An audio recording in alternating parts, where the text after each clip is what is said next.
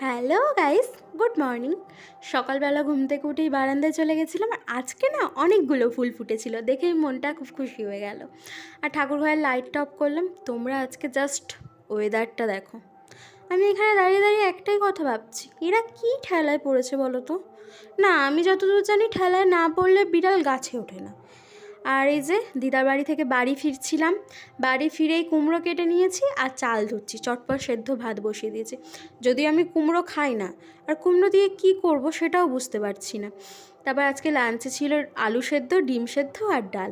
তারপর বিকেলবেলা মায়ের সাথে একটু বাজারে গেছিলাম, মায়ের আর আমার দুজনেরই জামা নেওয়ার ছিল। এই দোকানে না জামাগুলো খুব ভালো, তবে আমার মায়ের পছন্দ হয়েছে জামা, আমার এই দোকানে জামা পছন্দ হয়নি।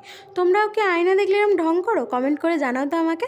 তারপর আমি আরেকটা দোকানে চলে এসেছি, এই দোকানের জামাগুলো আমার বেশ পছন্দ হয়েছে, তবে সবগুলো তো আর মা কিনে দেবে না।